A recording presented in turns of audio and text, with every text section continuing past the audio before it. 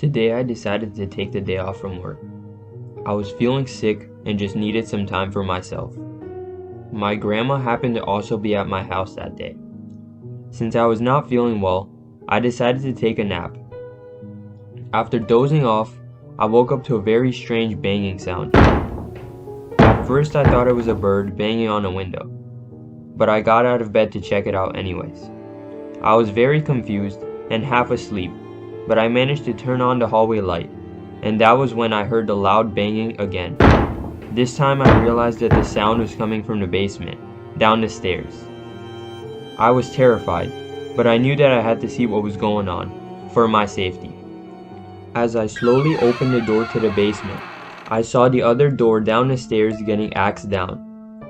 My heart skipped a beat. I saw two pairs of eyes looking through the cracks in the door that were made by the axe.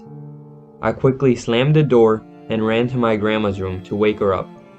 I rushed her to the bathroom, put her in a closet, and locked the door. That's when I heard the downstairs door swing open. I went to the closest bedroom on the second floor and jumped out of the window. Luckily, I did not get injured from that height, and I was able to run to the neighbor's house. I quickly explained the story to them, and we called the police on their phone. When the police answered the phone, they put me on hold. At that point, I got my neighbor and the next door neighbor to help me explore the house, because my grandma was still locked in the bathroom. After exploring the house for some time, I realized that the two people were gone. Some of the valuable items in the house were missing, but my grandma was fine. The door to the basement was completely axed down and broken. When the police finally arrived, they found no traces of the two robbers, and they were never seen again. It terrifies me to imagine what would have happened if I did not wake up that day.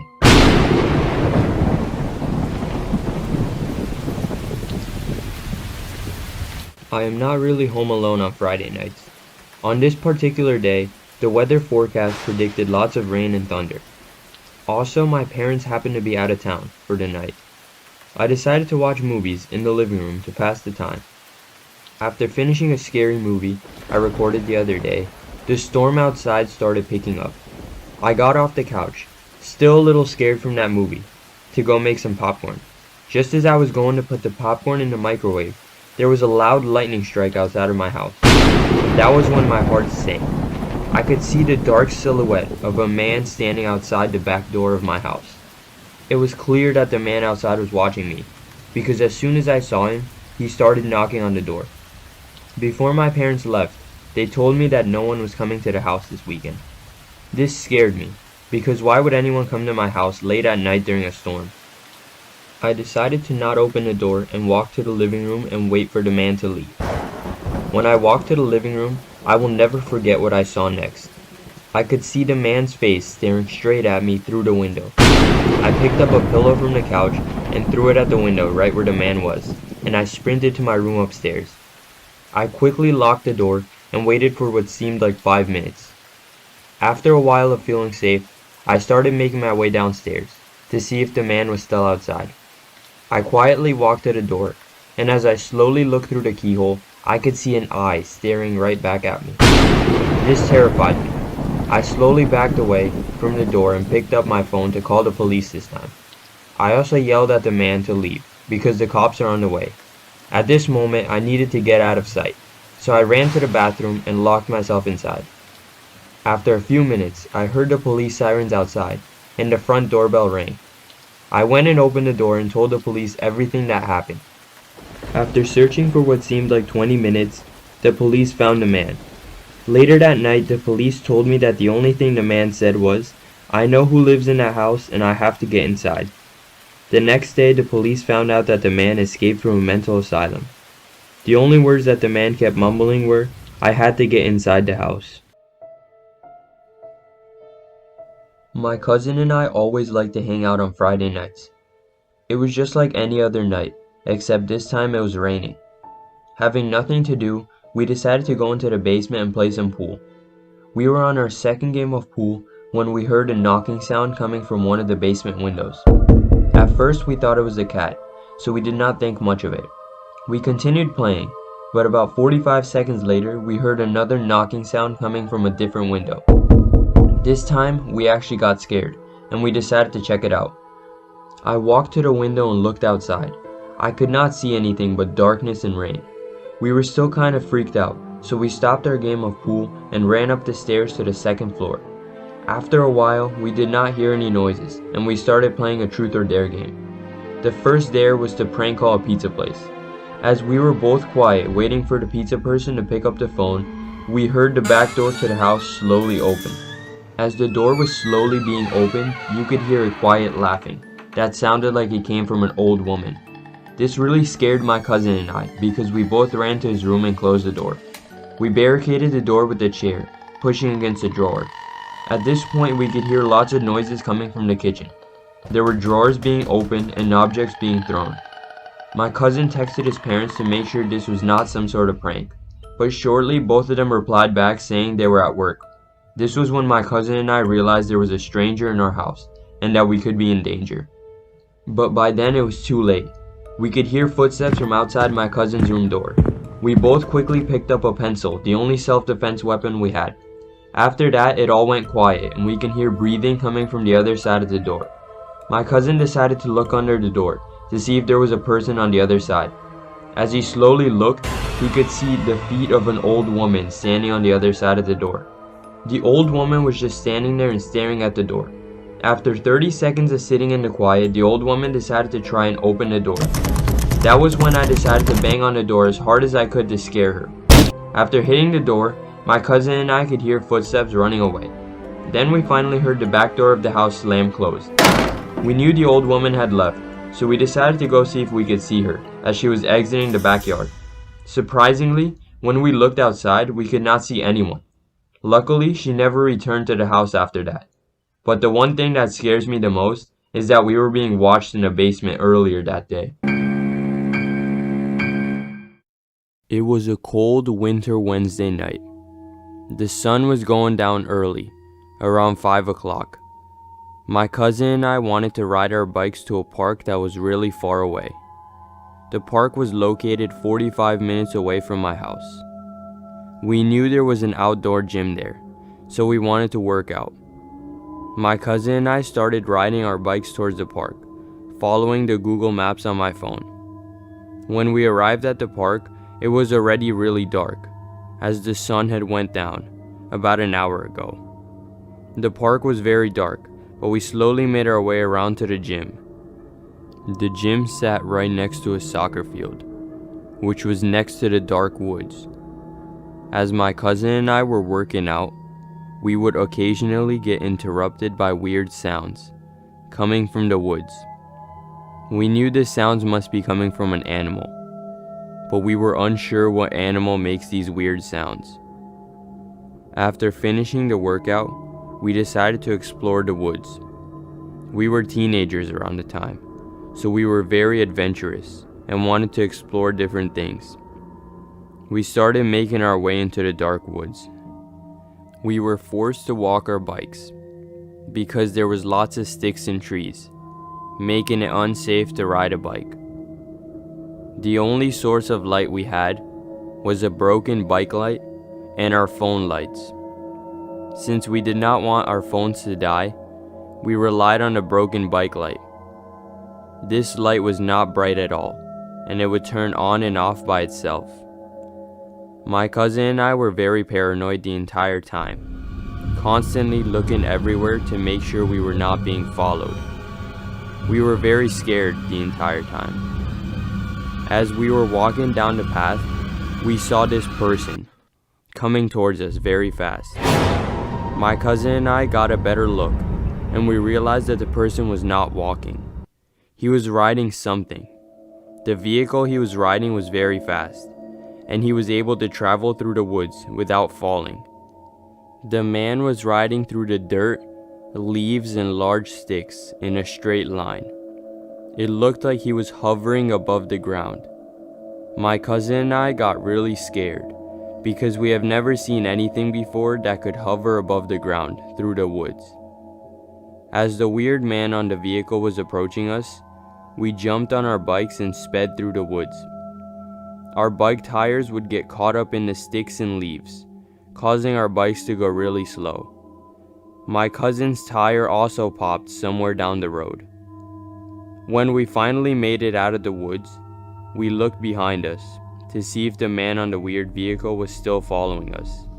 As soon as we looked, the man turned back around and sped really fast, disappearing into the darkness. We both just stood there, shocked at what we have just witnessed. At some point, both of us thought that the weird thing could have been an alien. We knew there was no way any vehicle was able to ride through the woods at such speeds. Since we were very convinced that it was an alien, we decided to go back into the woods to see if we could find it again. But this time we were going to take a video and a picture of the man and the vehicle. We searched for at least another hour, but we didn't end up finding anything. So we decided to ride home.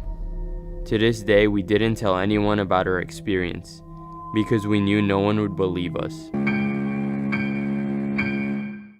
I used to work the night shift at a gas station about a year ago. During the time that I worked there, the gas station would close around 1 a.m. Since I was the only one working at the time, I would always have to lock up the place and then leave. On one particular night, I was watching a movie on my phone around 12:30 when I heard a car pulling up to the gas station parking lot. This was kinda strange since I don't normally get any customers past 12. Either way, I was ready if he wanted to get some gas. During my time at work, my car is the only car in the parking lot. This random car pulled up right next to my car and just stood there. The car also had tinted windows, so I was not able to see who was in the car. After around 10 minutes, the car finally pulled up to the gas station and wanted to get some gas. When the car window finally rolled down, I could see a man wearing all black. He quickly told me to fill up his car with gas, then he rolled his window up. As the car was filling up with gas, I kept wondering what the man was doing right next to my car. I went up to his window and waited. After he finally rolled his window back down, I asked him why he was parked right next to my car in the parking lot. He was hesitant at first, but finally responded with, "I was just checking my phone, that's all." At the same moment, the car finished filling up with gas. I closed the gas and went up to the man's window, expecting the money.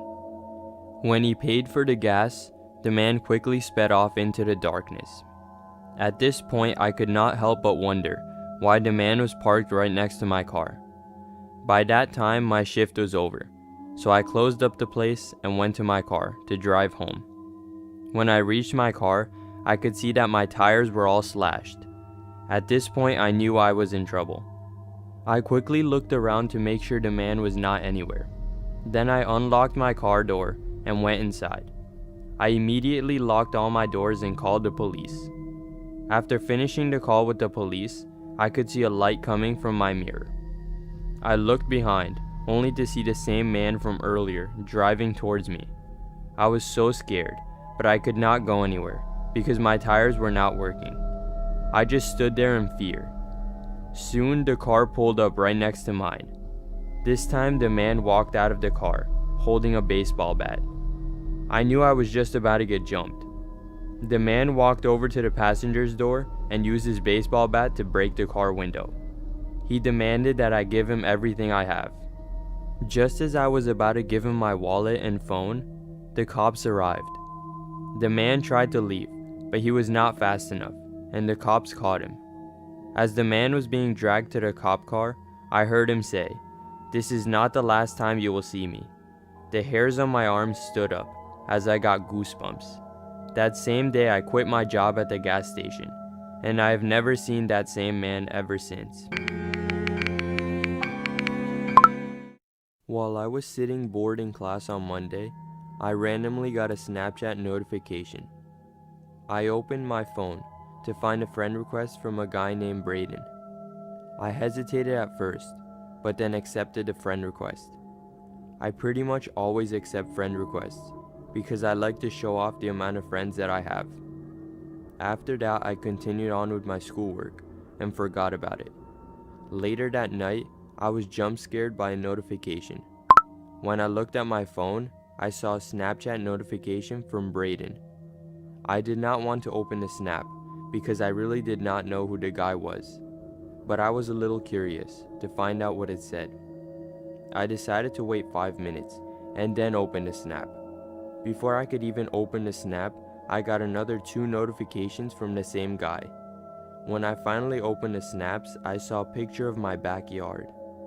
There was also another snap that said, "Look outside your window." I jolted out of my bed, running to the window. When I looked outside into the darkness, I was not able to see anyone. I opened the Snap Map feature and saw that his Bitmoji was sitting right next to mine, on top of my house. I locked the bedroom door and tried looking outside the window. Before I could look outside, I heard the terrifying sound of a Snapchat notification. This time I opened it right away. I saw a picture of my kitchen. At this time, I knew the man was in my house. I quickly called the cops and then sat and waited for something to happen. Since I could not hear anything, I decided to unlock my door and go downstairs to check the kitchen.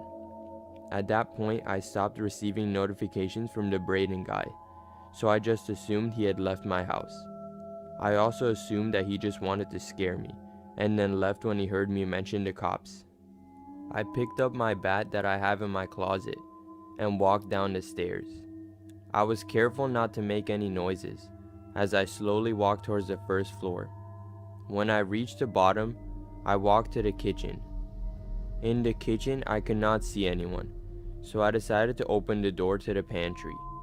When I opened the door, I could not see anything but darkness. I put my phone flashlight on and shined it inside. There, in the back of the pantry behind a box, was a man staring back at me. I threw my baseball bat in the pantry at the guy and ran upstairs to my room, locking the door. That was when I heard footsteps downstairs, indicating the strange man had left my house. When the cops arrived, they searched the house, but they could not find anyone. Later, when the man was finally caught, I found out that he tracked my location using Snap Map. From that day on, I always keep my Snap Map on private. The same 2 questions still haunt me to this day. Why did the man track me on Snap Map, and what were his intentions for coming to my house? On Friday, I was just chilling at home, watching some Netflix. I was also on Snapchat, talking to some friends. At some point in the night, one of my friends sends me a screenshot of Snap Map. The caption for the photo was a question. Tyler found his phone? At this point, I was so confused at what was going on. I opened the Snap Map screenshot and saw Tyler's Bitmoji right on top of my house. I never invited any of my friends to my house that night. All of a sudden, I got really scared, so I called Tyler's home phone. After a few seconds of waiting, he picked up the phone and answered. I questioned him about the phone situation. He explained what happened. The other day, he went into an abandoned house. He also told me that he lost his phone in the abandoned house while exploring, and he has not found it ever since. That exact moment, I realized that if Tyler is at my house, then who is using his phone, and why are they at my house? I have not heard a doorbell ring or any knocks at the front door, so I just decided to go downstairs and explore the house myself, to make sure it was safe. As I was checking the first floor, I heard a creaking sound coming from inside one of the closets. As I slowly opened the closet, I could see a tall, middle-aged man dressed in all black standing there. I was so terrified that I slammed the closet door and ran outside, locking the door behind me and calling the cops. When the cops finally arrived, they searched the entire house, but they did not find anyone. I was not totally convinced, so I also searched everywhere. After not finding anything, I told the cops my story. They said that the man must have exited the house through the front, and so that was that. When the cops left, I went upstairs and went to sleep. I got woken up. The strange sound must have come from some kind of door in my room. I sat up in my bed and looked at my phone. The time was 3:46 a.m., but the strange thing was that I had 7 Snapchat notifications. When I opened Snapchat, it said the notifications are from Tyler. My heart started beating fast as I opened the notifications. There were pictures of me sleeping, taken from my room. There was also a line of text that said, "I can see you." I picked up my head from my phone and looked around the room to make sure it was safe. I could not see anything, so I switched on my phone flashlight. I slowly shined it around the room until I reached my closet. The closet was slightly open, and I could see a pair of eyes staring back at me. I quickly picked up my phone and ran out of my room and my house, calling the cops again. This time the cops arrived even faster and were able to catch the man in my house. It was later revealed to me that this strange man found Tyler's phone and tracked my location through SnapMap. I was also told that the man was hiding in my attic and that he was in my house the entire night, watching me.